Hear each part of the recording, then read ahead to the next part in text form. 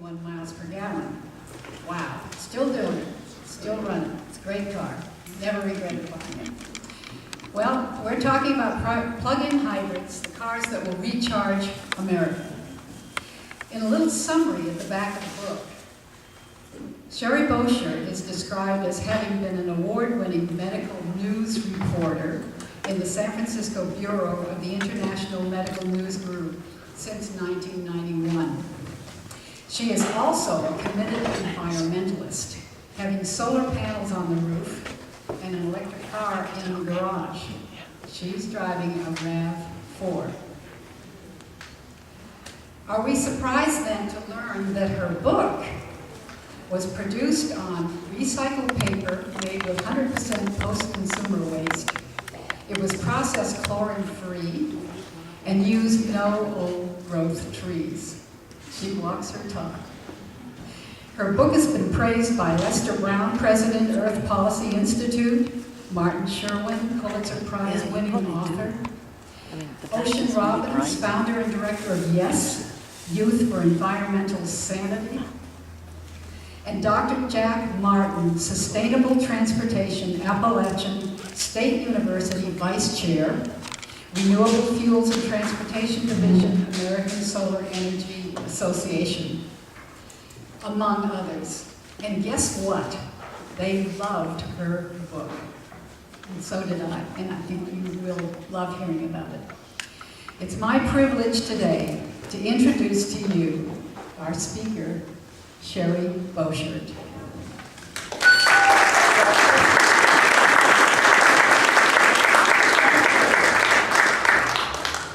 Can you all hear me okay? Oh, yes. Okay. I'm so delighted to be here today. I have a fair amount of slides I'm going to move kind of quickly, and we'll have plenty of time for questions at the end, because I find that questions in the middle usually is just about the answer to your questions. And then we will have an all-electric car made by Toyota. The car that I ride is not my car, but it will be here at the end if you want to go out and see it. Okay, plug-in hybrids. Well, like Andrea said, I got into this when we put solar panels on our home in the foggy part of San Francisco. They work great. And once you're making electricity from the sun, you just start thinking, hey, what else can I plug in? So we started looking for an electric car. We put on solar panels in 1998. And one thing led to another. Here I am. My day job is still as a medical news reporter, but I now am very involved in electric vehicles and plug-in hybrids. So how many people here have seen the movie Who Killed the Electric Car? If you haven't, I highly recommend it. It's also encapsulated in the first chapter of my book to sort of set the stage for where we are today.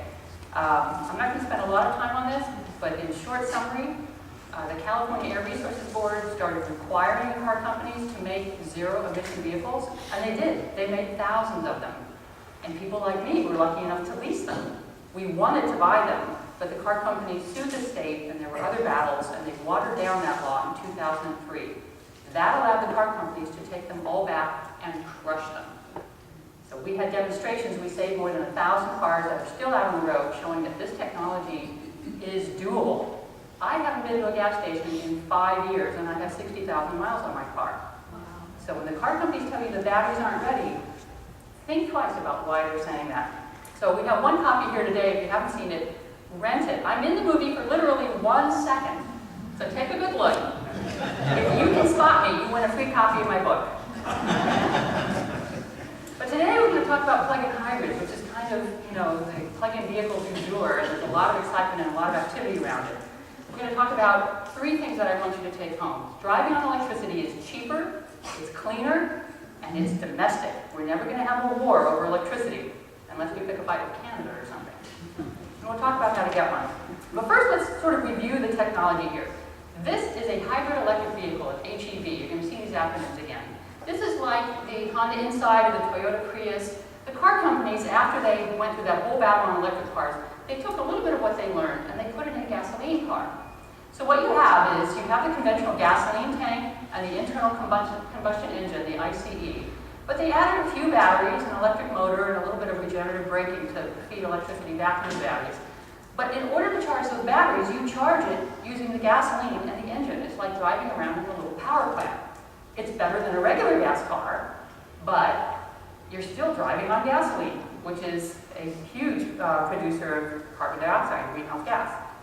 If you take it to its logical conclusion, let me go back a second, watch this. Combustion engine shrinks, batteries get bigger, and you have the all-important plug. This is a plug-in hybrid electric vehicle. So you can recharge those batteries two ways. You can plug in at night while you're sleeping and use the cleaner, cheaper domestic electricity from the grid and start driving. And you may be able to drive 10 miles, 40 miles, depending on how it's designed, on electricity before your electricity gives out and the gasoline engine kicks in. So you have sort of the best of both worlds. You can do most of your local driving on electricity, and most driving is local according to federal studies. But if you need to drive to St. Louis, it runs just like a hybrid. That's a plug-in hybrid electric vehicle. Now here comes an all-electric, battery electric vehicle. Shazam. A lot of stuff disappears, mostly the gas tank and the internal combustion engine. You have a heck of a lot more batteries and the all-important plug. This is the simplest and most efficient vehicle technology. This is what I've been driving for 5 years. We're also going to just mention hydrogen fuel cell electric vehicles, which are electric vehicles, but they're a little bit different. They have a lot fewer batteries. What they do is put compressed hydrogen in a tank, run it through a fuel cell to turn it into electricity, put it in the batteries, and run the car. And I'm not going to spend a whole lot of time, but how many people here have heard of hydrogen fuel cell electric vehicles? A lot of people, right? There's a lot of politicians and a lot of big businesses that are saying, this is the car that's going to save us. Well, here's the basic difference between running a battery electric car and a hydrogen car. You can only get hydrogen from two places. It's the most abundant element in the universe, but it never exists on its own. It's always tightly bound to something. So you can reformulate natural gas into hydrogen. And hydrogen groups will say, we're not going to do that. That's a fossil fuel. That's not sustainable. Or you can take electricity and apply it to water, H2O, and extract the H, the hydrogen. That takes a lot of electricity to do that. It's a process called electrolysis. So, if you want to use that electricity to run cars, you can either run a battery electric car by taking electricity, put it in the batteries, and run the car. Or, you can take the electricity, apply it to water, extract the hydrogen, compress it, put it in the tank, run it through the fuel cell, turn it back into electricity, and run the hydrogen car. Now, which one sounds more efficient to you? Well, we're going to come back to that. This is a sort of poorly designed graph to explain what I just said. Over here, you have that process I just described, the electrolysis, comparing how much electricity it takes to go 100 miles in a hydrogen car using electricity, hydrogen made with electricity, or in a battery electric car. You need 4 times as much electricity. So when hydrogen proponents tell you, we're going to be getting this electricity from solar panels, well, can society afford 4 times as many solar panels as we really need to drive the same distance? I don't think it makes sense. Or, if you want to use natural gas, well, you could, but why not just put that natural gas in a compressed natural gas car, which you can buy today from Honda? That's more efficient. Or, what this graph shows is you burn that natural gas to make electricity. Then you can drive an electric car. Let's see here. The electric car, see, this is how much natural gas you would use to drive 100 miles in an electric car. And the blue line is how much natural gas you need to drive 100 miles in a hydrogen fuel cell car. It's just less efficient. So there's a, it's a sort of self-perpetuating industry right now. And there's not a lot of people out there who are willing to badmouth hydrogen because all the politicians are on board. I'm badmouthing hydrogen. I'm an idiot consumer. I just want to drive a clean car that makes sense for society. And my friends, that is not hydrogen. So let's go back to plug-in hydrogen. I'm not an engineer, but I interviewed a lot of engineers for my book. And so there are plenty of data and engineer speak to, satisfy the geek within. But I tell the stories of people. And here's a couple of the people. Felix Kramer and Ron Bremden founded a nonprofit here on the peninsula called the California Cars Initiative, or calcars.org. And what they did, this is in Ron Bremden's garage in Puerto Madera, up in Marin, and they converted a Prius into a plug-in Prius by adding basically cheap lead-acid bicycle batteries. And when they did, the car got more than 100 miles per gallon because it could drive more on electricity locally. And they did this not, to start a big business or anything, but to show that, hey, if we can do it in Ron's garage, GM, Ford, Toyota, hello, you can do it better. Well, after they did that, Felix took his own Prius, because some small companies started popping up to do conversions like that. He took it to one in Southern California, and then he compared the statistics before and after. He compared to a regular hybrid and a plug-in hybrid. On an average day, which was 51 miles, mostly on the highway, he lives in Redwood City, he averaged 124 miles per gallon of gas, plus about a penny or two a mile of electricity is what that works out to be. He used 61% less gas, and even when you include emissions from power plants that make the electricity, he created half the greenhouse gases as if he was driving a hybrid alone. And it cost him $1.76 instead of $3.17. So driving on electricity is cheaper. Now what if we all start plugging in? We aren't going to overload the grid. We've had rolling blackouts, etc. Well, the Department of Energy looked at that. A federal study released this year showed that if we had plug-in hybrids, with the existing nighttime capacity that's out there, because people plug in their cars at night while we sleep, well, power plants are still churning. I mean, we build enough power plants to meet our daytime needs when we're all awake, and then we all go to sleep. There's no one using that electricity. And a lot of power plants can't be powered down and back up. That's incredibly inefficient. They're just churning. So what's already out there could power 73% of the daily commutes to and from work of every car, truck, SUV, and van in America without building a single new power plant. That's hundreds of millions of cars. By the time it takes to get that many plug-in hybrids on the road, we will have planned for where additional energy will need to come from, or more likely, how we can institute efficiencies in society to reduce our use in other sectors.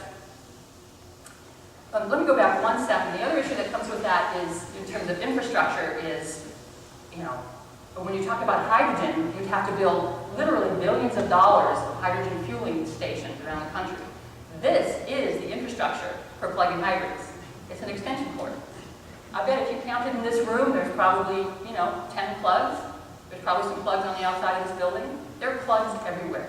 Infrastructure is already there. Most garages have a 110 plug. So plug-in hybrids are cheaper. They're also cleaner. And this is the issue that I researched the most intensely because this is what got me into it. I understand that not everyone has solar panels on their home yet. So I wanted to make sure that people who lived in parts of the country that rely on coal to get electricity, or elsewhere in California, are doing the right thing by plugging in. So I looked into this. This is another character in my book, and this is Mark Geller, whose car will be here later. Mark was a photographer and now is a solar power salesman. And he, like I, ran an electric car, a little Ford Pink City car. And when they made us give it back to be destroyed, he was outraged. And he just wouldn't shut up about it. So he eventually got Greenpeace, Global Exchange, and Rainforest Action Network in with us to protest the destruction of these cars and help to save more than 1,000 cars. And he and I are both now on the board of directors of Plug in America, a nonprofit organization. Well, why is this important? In California, 41% of our greenhouse gases come out of car and truck tailpipes. If we're going to deal with global warming and avoid some catastrophic effects that our children and grandchildren are going to have to face, we need to stop greenhouse gases from coming out of our vehicles. Nationally, it's about 33%. But in California, because especially Southern California, because there's so many cars, it makes up a huge chunk of our greenhouse gases. So we're going to walk through a little bit of data, and what we're going to look at is called well-to-wheels emissions. Because it's not fair just to look at the emissions coming out of car tailpipes. Electric cars have no tailpipes. We win, right? We have to look at the pollution coming from the power plants that make the electricity, or the process of making gasoline, because gasoline doesn't magically appear out of nowhere. That's called well-to-wheels emissions. So here's those acronyms you saw before: conventional gas vehicle, internal combustion engine, ICE, hybrid, plug-in hybrid, electric vehicle, and fuel cell. The next slide is from data from Argonne National Laboratory in 2001. It's a little bit busy slide, but I'm going to walk you through the trends. So what we have here is carbon dioxide, which is the main greenhouse gas that comes out of car tailpipes. The rest of these, carbon monoxide, volatile organic compounds, sulfur oxide, you could also say nitrogen oxides, are what's called criteria pollutants that make smog and cause respiratory problems. And what we have here, you can see this slope. The more electricity that's in a car, the less emissions you have. You have a conventional gas car, a hybrid, a plug-in hybrid, a battery electric, and then whoop, you get the fuel cell, and you have a lot more greenhouse gases. Why?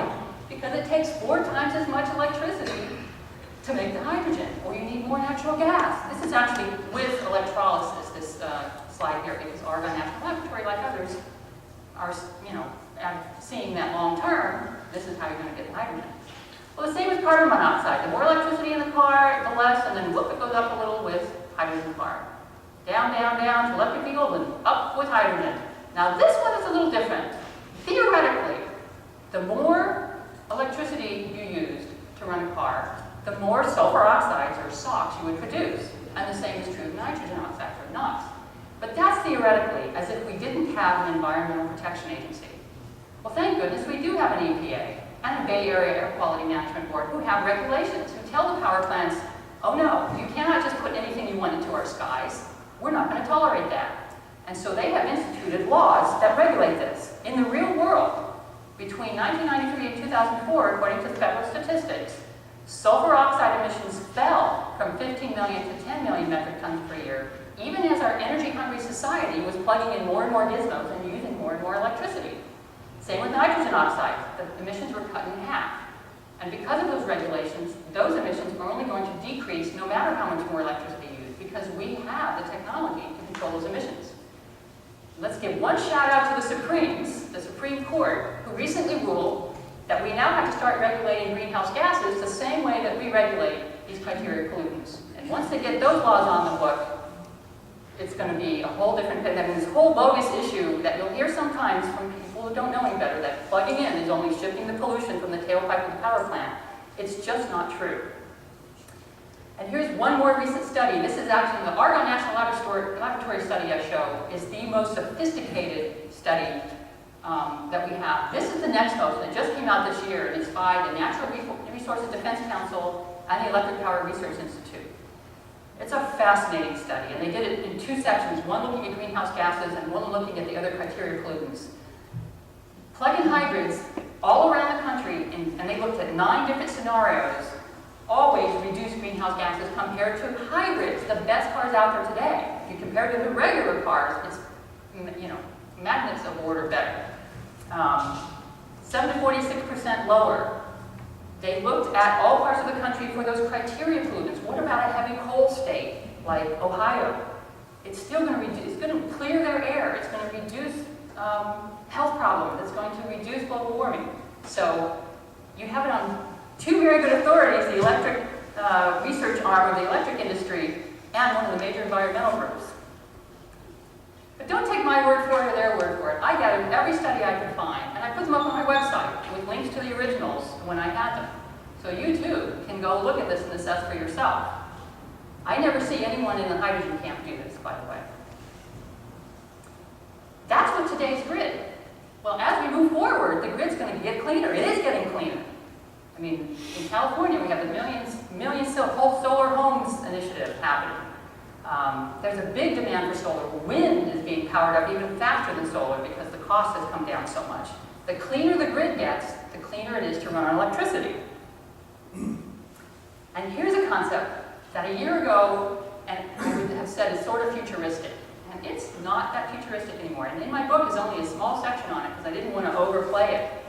But there's been some major developments. This is a concept called vehicle-to-grid technology. And it's the idea that not only can you put electricity in your car, but maybe we can pull it back out of the car for society's use if needed. And it will benefit not only society, but the individual car owner. Here's how it works. Let's say this is your car and it's plugged in. Federal statistics show that the average car is only driven 3 hours a day. It's sitting somewhere 21 hours a day. There are tons of commuters that drive to BART lots, park, take the train into work, and that car's sitting there 9 hours a day, right? Well, if it was plugged in during those hours, you could be, and with global positioning system technology and computer software, the grid operator, which is sort of oversees all of California's needs or the region's needs, when they need power, they contact power aggregators, which may be a utility or it may be a private company, and they tell them we need this much power, now or in an hour or over there, and the aggregators then go to the power plants or whatever, and they say, send us your power. Well, they could be in touch with your car and know exactly where your car or millions of cars like that are parked and draw some of that power back out. That's called vehicle-to-grid technology. Here's examples of how it might work and why people are so interested in studying about it. This is Sacramento Municipal Utility District. And they did a presentation last year to the California Air Resources Board. This is their contracts for renewable power. You know, the state has set guidelines and requirements for all the utilities to start producing a greater percent of their power from renewables, wind and solar. Well, their contracts are expiring, and here's today, 2007. The contract, even if they renew all these contracts here, this is the goal they have to meet for renewable power. They're not going to get to what they have right now. So where's Sacramento going to get some more renewable power? Well, what if we put it into cars? This is a graph that shows, the red line here is the average demand curve for electricity. This is when utilities and others have to send power. And this is true of PG&E and others as well. I just use this one as an example. Here's midnight, and this is from midnight through the day back to midnight. Well, here the late night partiers are finally going to sleep and everything's turned off. People wake up, they turn on their computers, they go to work, they turn on air conditioners, and it's evening, oh, it's cooling down, turn off the air conditioner, turn lights out, and go back to sleep. That's when we need the power. Here's when the wind blows in Sacramento. It's almost the opposite. It blows at night. There's no one awake to use that power. And then the daytime comes, this is 8:30 a.m., and people start plugging things in, and the wind dies down. That's not going to be much use. This is the problem with what's called intermittent renewables. The sun doesn't always shine, and the wind doesn't always blow. So we need some place to store it. Well, what about putting it in cars? That's when people plug in. People plug in at night. So what if we put that wind power into cars? So they looked at that, and they found that yes, in Sacramento, the summer winds blow mostly at night, that vehicle-to-grid cars charged at night could power nearly half of their peak demand during the day for an hour and a half, or fill in for 250 megawatts of wind during the daytime when the wind stops blowing. So that makes that nighttime wind accessible to us in the daytime. Here's another example. I mentioned BART earlier. BART did this study because when they contract for electricity, they have to estimate for the year how much electricity they're going to need. And if they use less than that, well, they lost some money because they already paid for it and didn't use that power. If they go over those estimated limits, they get socked with a huge premium. It costs them a lot of money, so they want to do whatever they can to stay under that estimated limit. Well, this line right here, this is sort of the average use during a week, how much electricity they used. Here's the line of what they estimated they needed. Anything above this line, they pay a huge premium. Now, when I show this slide, some people say, well, they're not very good at estimating, are they? Be that as it may, they want to avoid that. So, what if they had plug-in hybrids in the lot? What if they let drivers come and charge for free while their cars are there in the lot in exchange for BART being able to pull out a little bit of power from all those cars when they need it? They calculated that commuters would save $800 to $1,200 a year because they're buying less gasoline and they're charging for free in the BART lot, and BART would save $265,000 a year by staying within those estimated limits and just pulling a little juice out of the cars when they need to. That's a win-win. So various programs are jumping in on this. Google.org at its Googleplex headquarters in Mountain View just launched a project to convert 100 hybrids to plug-in hybrids and give them to their employees to use, and they have a vehicle-to-grid component to that to study it. And they also, this is their solar system, which they put solar panels all over their buildings and just turned that on this summer. Most exciting, the Federal Energy Regulatory Commission just last month did the first real demonstration of vehicle-to-grid. There have been demonstrations before, including at Google, where they showed how the car could send a little bit of power back to the grid. Well, this, they had a utility that sends out messages all the time to the power producers, the power plants, etc., send the same messages to this car. This is a converted Scion by AC Propulsion in Southern California. You can get one of these, they're not cheap. But they call it the e-box, and they have the technology in it for vehicle-to-grid, at least for this demo. And the car responded in the same way that the power plants did. When the message came out, we need power, the car gave back some of its power. When they were told we don't need power, the car went back to charging. This technology is ready today. We need the cars. We need a little bit of more studies to figure out how that's going to fit into the whole management of the grid. But John Wellinghoff, a commissioner on the Federal Energy Regulatory Commission, who, like I, goes around giving talks like this, I borrowed his slide for what he calls the cashback hybrid. And what he did was calculate the annual cost of fueling for the average gas car, about $1,200 a year, the average hybrid, about $720 a year. If you had a plug-in for gasoline and electricity, it might cost you $495 a year to drive your car. But if you had a plug-in hybrid with vehicle-to-grid contracts, and they have different kinds of electricity that are more valuable at different days, at different times of day that I won't go into. But if you had a contract to be available for spinning reserves, you might make a profit of $400 a year driving your car. If you had a contract for what's called regulation electricity, which is more likely for all electric vehicles than plug-in hybrids, you might make a profit of nearly $3,000 a year by making your car available. So this is going to be a win-win once we can get the cars. So plug-in hybrids are cheaper, they're cleaner, well, they're also domestic. Most of the characters in my book, I like to say, are just like you and me. This guy's not. Has anyone here ever been a CIA director? Nah, I don't think so. This is Jim Woolsey. He and I, our politics are like night and day. He is a neoconservative national security hawk. He's ready to bomb Iran right now. But we are working together on plug-in hybrids. Why? The U.S. gets the majority of its oil from other countries, most of whom don't particularly like us. And cars and trucks use more than 2/3 of all the petroleum that we use, whether it's imported or not, and 1/3 of all the energy in the United States. So the conservative wing says if we can get our transportation system off of oil, our country will be more secure. That's what they're all about. Well, they've been working on President Bush and others and behind the scenes, and they're much bigger power players politics-wise in Washington than we are. Plug-in America participates in a coalition called Set America Free that also includes the right-wingers and left-wingers and solar power groups and others. And they do most of the Washington work. We focus mostly on California and on consumers. Well, you might have heard President Bush in the last couple State of the Union speeches say the words plug-in hybrid.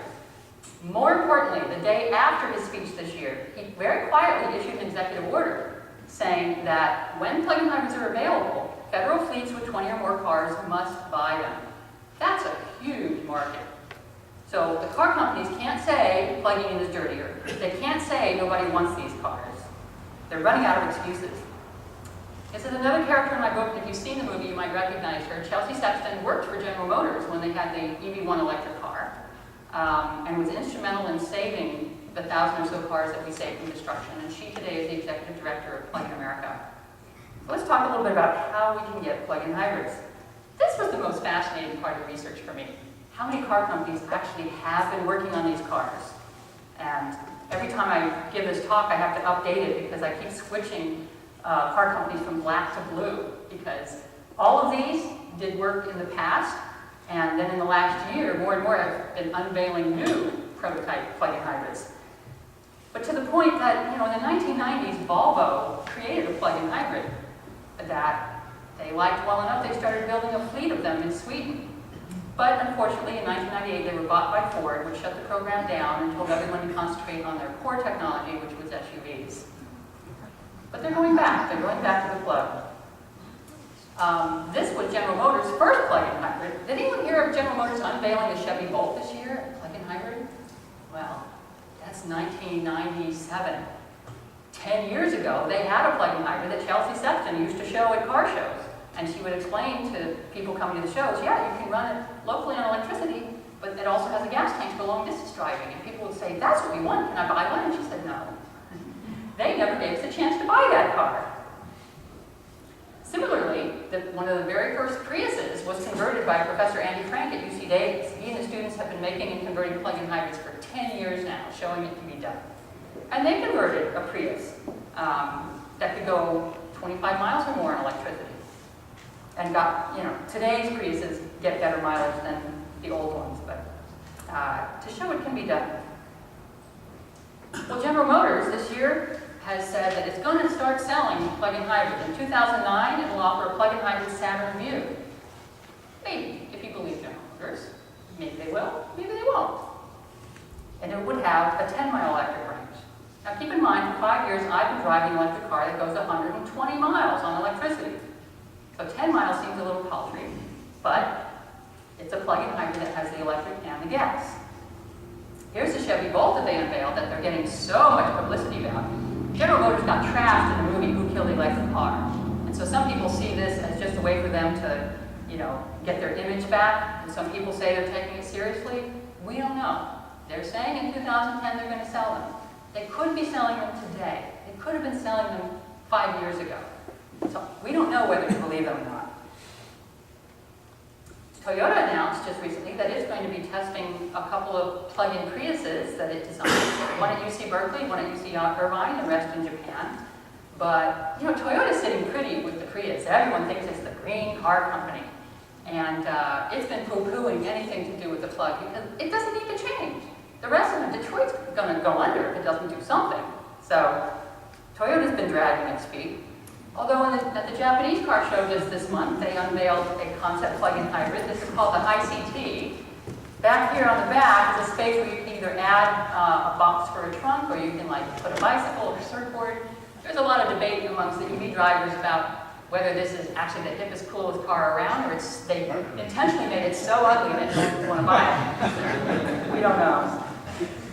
Volkswagen said it has a plug-in hybrid coming. Maybe. They're not giving it a date. Volvo says it has a plug-in hybrid coming. This is all within 2007, folks. I mean, my book came out a year ago. All of this has happened since then. Not because of me, but because I saw this wave coming.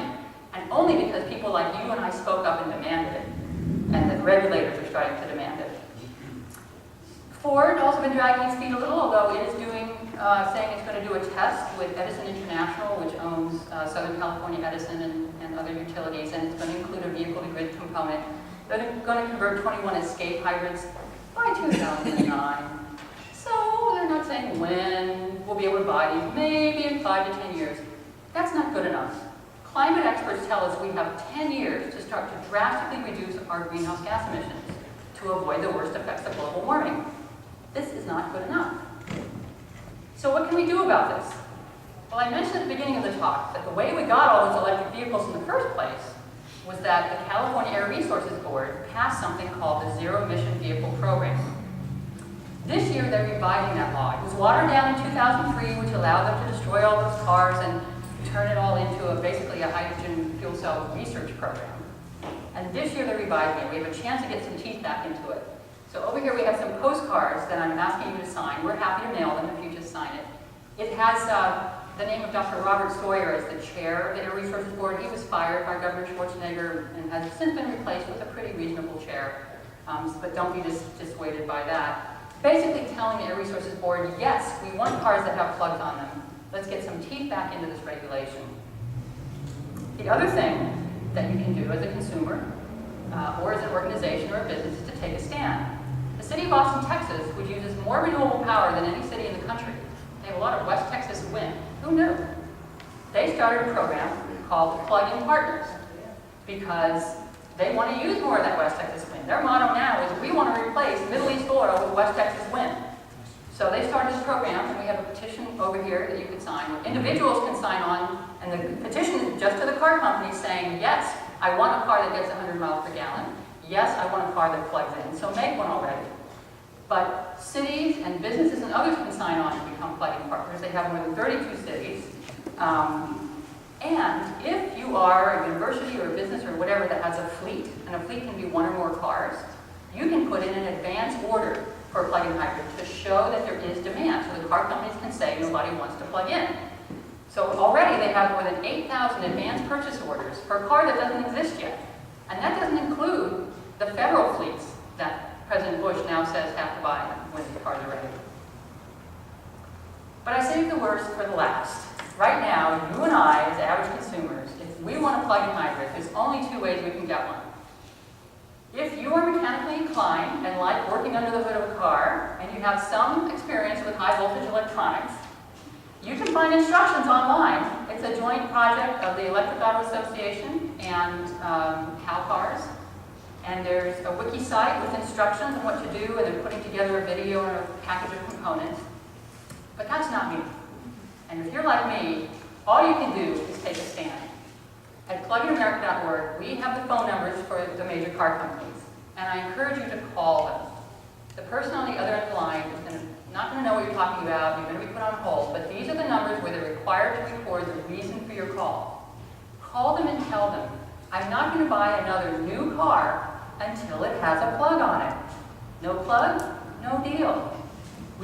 That will ensure that we get these cars between the push of regulation and the pull of consumer demand. And I should add, the reason that what the California Air Resources Board does this year is so important is we are the only state that's allowed to pass clean air laws that are stricter than the federal government. The other states then have the option of following our laws or the federal laws. So what we do has national implications. Our spies inside the car company tell us this is making a difference. So speak up, speak out, tell them no new car until it has a plug on it. It's going to take all of us working together. The right, the left, everything in between. I mean, how often do you see the right and the left working together on something? But this is what we're going to need to do to move forward to deal with global warming as quickly as we need to. I'll be over here answering questions and signing books if you'd like to buy a book, but let's take a little bit of time for questions. And then just cut me off on the questions. Okay, if you can keep your questions and answers short, we can get some more people. We have a hand for a speaker.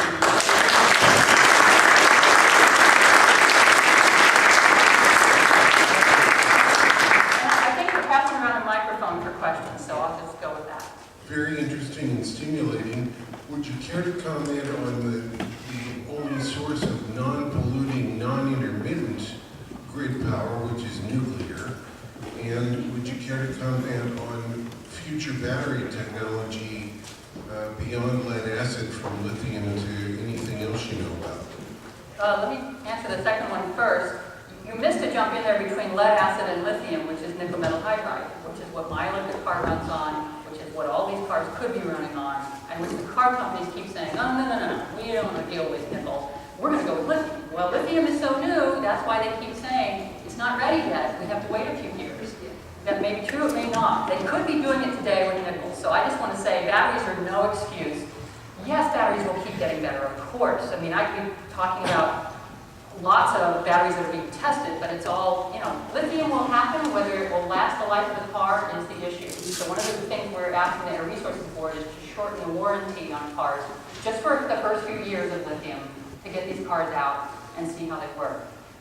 The first question, nuclear, I'm so glad you asked. I'm going to show you 3 more slides. When President Bush mentioned the word plug-in hybrids, that was wonderful. He said lots of other things that I don't necessarily agree with that we need to do, which is build more nuclear and turn coal into liquid fuel and lots of other things. Do we need to do that?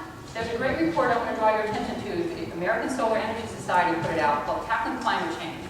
And what they did was they farmed out the question to all kinds of experts. Like, what can we do to deal with climate change? Tell us what's possible today with existing technology. They pulled it back in and added it up. This is what they came up with. This is our carbon emissions if we do nothing. This is business as usual. Here's where we need to be to meet the goal out here of reducing carbon emissions by 80% below 1990 levels by 2050. Well, with this wedge of strategies, we can do this. This is mostly efficiencies, making our buildings and our gizmos more efficient, but it's also wind, biofuels, biomass, solar photovoltaic, concentrated solar power, geothermal. It's doable with today's technology if we have the political will. What you don't see up there is coal, natural gas, and nuclear. We have no solution to where to put all this nuclear waste. A nuclear power plant is a natural terrorist target. If we don't need to do it, why would we want to do it? So they also had a section on plug-in hybrids and how using that wind would make it even better, but they didn't include that in the final scenario because we can't get these cars today. So I would say, I'm a long-time nuclear opponent. It makes no sense to me. I know some quote-unquote environmentalists today are saying, no, we're going to need to go nuclear. We don't need to. We have these other strategies if we pursue them. There were some odd blended miles per gallon plug-in this. One of the problems with the hybrids face when you do the transition is what you really want to do is turn off the gasoline engine 20 miles from home and arrive home with just enough to move you in the driveway. And then you plug in and charge at the max or your advantage night rate. But the numbers I've never seen, I get 4 or 5 miles per dollar. Can you tell me what the miles per dollar is for your personal vehicle? at current electricity costs, miles per dollar? Well, in chapter 2 of my book, I look into lots of those comparisons. The way I like to put it is, if you're driving on gasoline, a mile costs you about 13 cents at an average rate of $2.50 a gallon. On electricity, it costs you about 2 cents to drive a mile. 50 miles per dollar. That would be about right. So those comparisons are all in chapter 2. I don't keep a lot of them in my head. I'd like to go back to the vehicle grid concept you spoke about. We'll introduce it first of all in terms of a parked vehicle, which is not being used by the owner while he's working, and that would seem to me to imply that the vehicle has to be plugged in at that time in order to transfer the energy and batteries back to the grid. So just for clarification, is that what you meant? Exactly. Bart is talking about installing a plug at every parking space in his parking lot. And so when we pull in, and not all cars would be plug-in hybrid, so there'd be a section. Okay, let me go on to a more important question, which relates to the same concept when the vehicle is moving, which is the way in which you described it, I believe.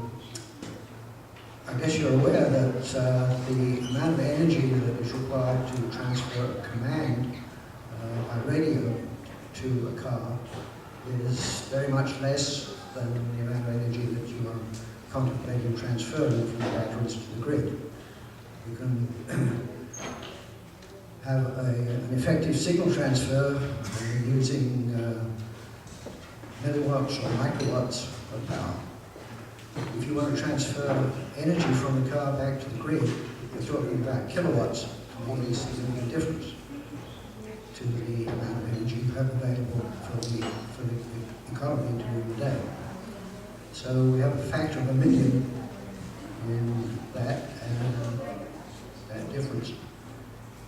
And you need different technology to transfer the power than you do to transfer the signal.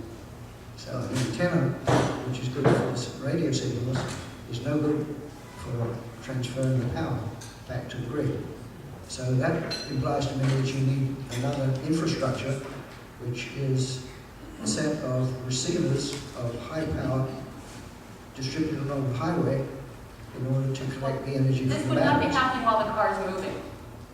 None of this is happening while the car is moving. It's only while it's parked and plugged in. If that's what you're asking. Yeah, I thought you were describing a situation where the car was moving. No. No, afterwards. only while it's plugged in. All right. Hi, why do you think car companies are so into fuel cell vehicles? Does it have to do with them maintaining a high barrier to entry? Because as far as I know, electric vehicles are just a shell and batteries, and maybe some simple wiring. Thanks. So why are the car companies so big on hydrogen fuel cell vehicles? I refer you to chapter 3 called Felix Flirts with Hydrogen. Because Felix Kramer, founder of Cow Cars, like myself, when we first heard of hydrogen cars, we thought, that's cool. Nothing comes out the tailpipe but a trickle of water. The more you look into it, the more it doesn't make sense. There's no simple answer to that. In the 1990s, big gains were made in hydrogen fuel cells and the technology. People got all excited. And the federal government started pouring hundreds of millions of dollars into hydrogen fuel cell research, which created this industry that is now sort of self-perpetuating. And when the car companies were fighting the zero-emission vehicle program to not have to make electric cars, one of the things that they sold the state on was, we don't want to do those. We're doing hydrogen. We promise, in fact, they promised that they would have hundreds of thousands of hydrogen cars on the road in consumers' hands by 2004 and by 2006. And now they're admitting, it's not going to happen for decades, maybe ever. But you're going to be hearing more and more about it as they start to roll out little programs. It's all self-perpetuating and it's a way to stall. And remember, they're revising the zero-emission vehicle program again this year. So you have the car companies lobbying them again saying, don't make us do that. We just need more time with hydrogen. Extend the deadline to 2019, okay? Because really, we mean it this time. We're going to do hydrogen. If they extend the deadline to 2019, folks, it's going to be business as usual. We will not get any of these cars, okay? So it's a lot of background things going on. I really recommend a book called The Hype About Hydrogen by Romm, R-O-M-M. He worked for the Clinton administration and was part of the Department of Energy when they were boosting hydrogen and all that. And then he realized, he was on the inside, he realized it doesn't make sense. And he wrote a great book called The Hype About Hydrogen that says it will make sense for maybe stationary applications like heating this building, but for vehicles, it makes no sense. All of this talk about hydrogen becoming the non-polluting fuel of the future, primarily in fuel cells, I think is nonsense and wishful thinking.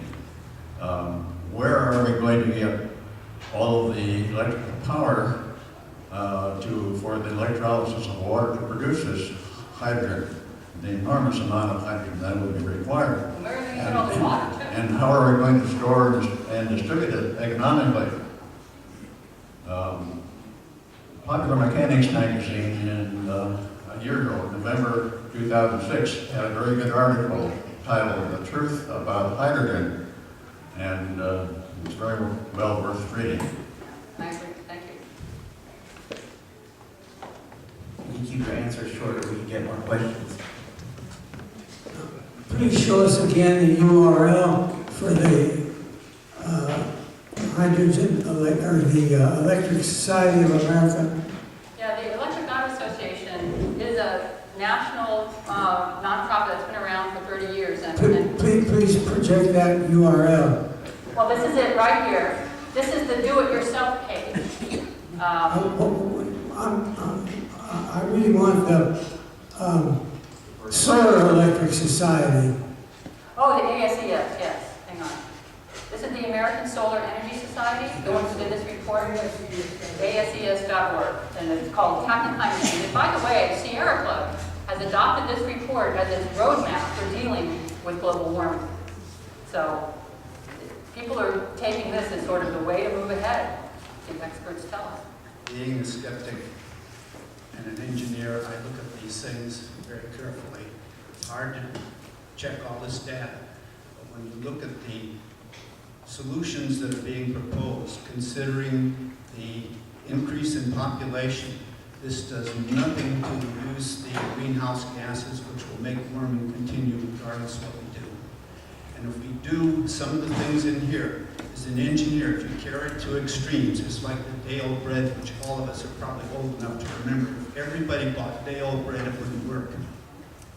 If everybody went to batteries now, can you supply the battery? And one of the things that's missing in all this is the energy input from the start to make the batteries, to make the windmills, to make the solar cells. That is all ignored. And with the population and China and everything else, we have a lot of work to do, and I don't think we're going to be successful. There are a lot of questions sort of woven in what you said. China and elsewhere is a big issue. And my take on it is in our countries, we produce more greenhouse gases per person than any country on earth by far. So we need to clean up our act. We also need to be doing helping China and other countries not follow the lead of what we did. But, you know, do what I say, not what I do, isn't going to work. We got to do that. We'll produce batteries in 10 years. That's it. Now, where do the batteries come from, and the energy involved in that, and the energy involved in making the windmills, etc. That's called life cycle analysis. And there are 1 or 2 studies out there. That's a different sort of focus than the wheels analysis. And, you know, it looks as good as nuclear. Let me put that out, you know. I mean, what are our options? We can't keep doing coal. We have to stop building any new coal plants, period. So I think it's doable. I mean, there, you know, in the environmental chapter of my book, I mean, it looks at how much solar is available, how much wind is available, and those things last a lifetime. But, you know, read it and then we'll debate. I've been driving a hybrid since 2002, but I also came to the same conclusion that my hybrid is just as polluting as anything else because of the batteries. And people keep forgetting to account for the battery because when that's gone, those batteries still around polluting the earth, which I think is a big problem. And secondly, there's some Well, can I just answer that one first? Yes, sure. In terms of the battery, because I get this question at every talk too. Batteries are recyclable. I mean, every 240 million cars in America right now has a battery in it, lead acid batteries. More than 98% are recycled. So when you hear about batteries being dumped on third world countries, those are the little consumer batteries. Those are not car batteries. Car batteries are recycled. nickel metal hydride and lithium ion batteries are metals that are much more valuable than lead. They are already starting to be recycled. Besides, nickel lasts the life of a car. Lithium is very valuable. I mean, I'm told Toyota has a bounty on every nickel battery in its hybrids. So, yes, of course we have to pay attention to this and make sure that they're recycled. They are being recycled and they will be. Actually, a lot of the pollution from batteries comes from the manufacturing process. And secondly, you have some slides that are a little bit deceptive. So, like, for example, when we show but wind energy against power consumption during the day, the scales are completely different. So that's a very deceptive slide. So just want to show people see that. Thank you. That was total usage. Trying to get to the one you're talking about. You mean this one? Yeah, the scales of the two are very different. This is the slide that Sacramento Municipal Utility District shows to the Air Resources Board. I mean, this is the time points of the day. You know.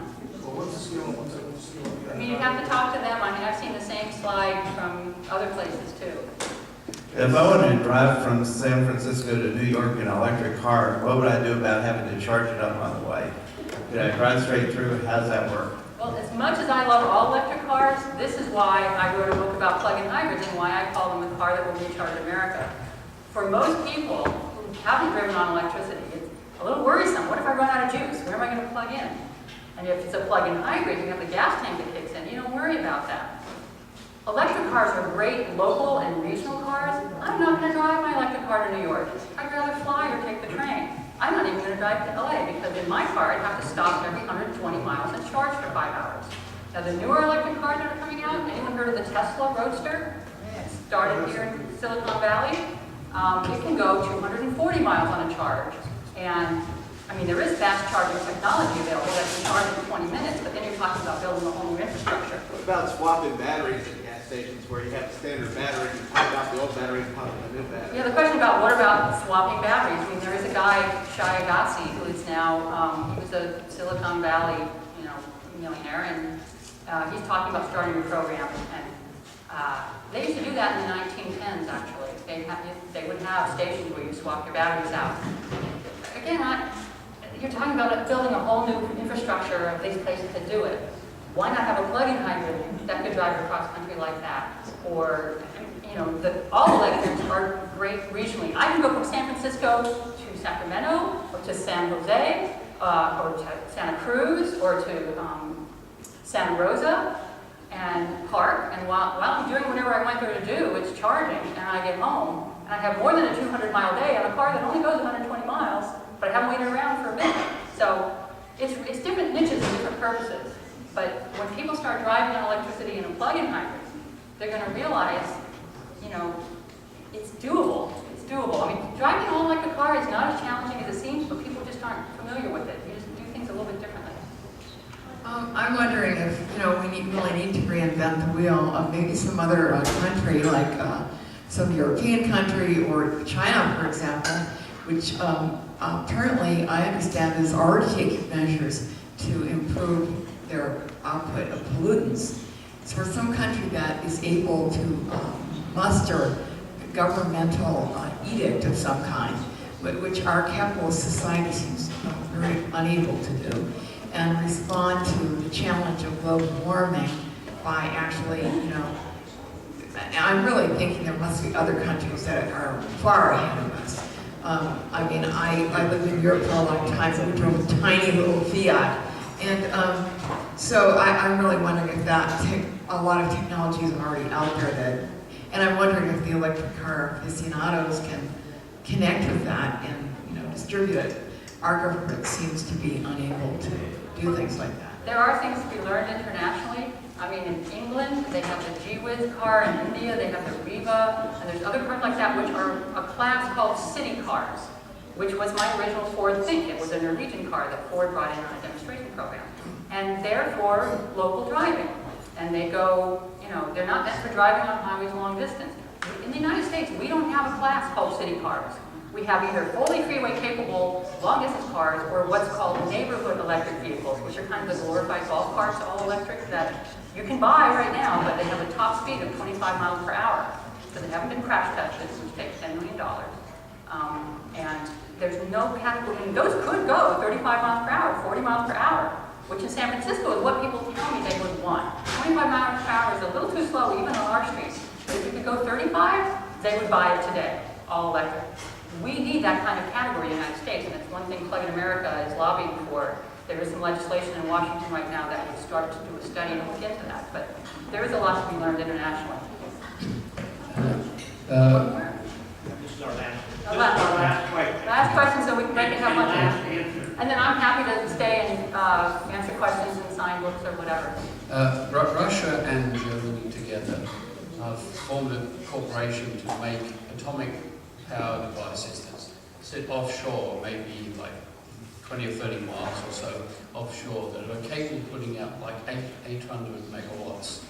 Now, those can be used very easily, of course, in the ocean to produce hydrogen, liquid hydrogen, which could be piped to the mainland, and you have about half a dozen of those off the coast of the west coast of the United States, and they would probably be able to provide the hydrogen to supply clean power to all the vehicles in California and the West.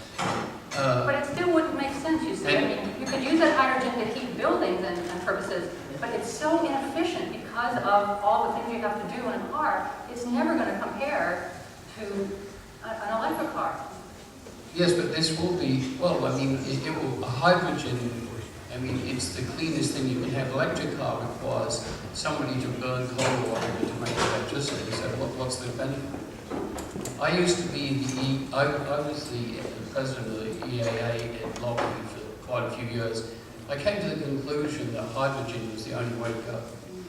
And if there was a prayer of it being anywhere near ready to kill global warming, hey, I'd be all for it. I mean, if anyone can show me any evidence that hydrogen fuel cell cars will do anything to help us with global warming, I'll take another look at it. Thank you for being here today.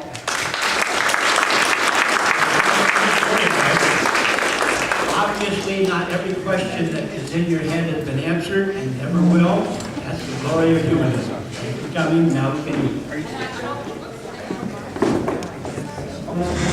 I'd also like to say that Mark Geller, would you raise your hand, Mark? Mark is here with his all-electric RAV4 EV. If you want to take a peek at it before lunch or after lunch, he'll be parked outside.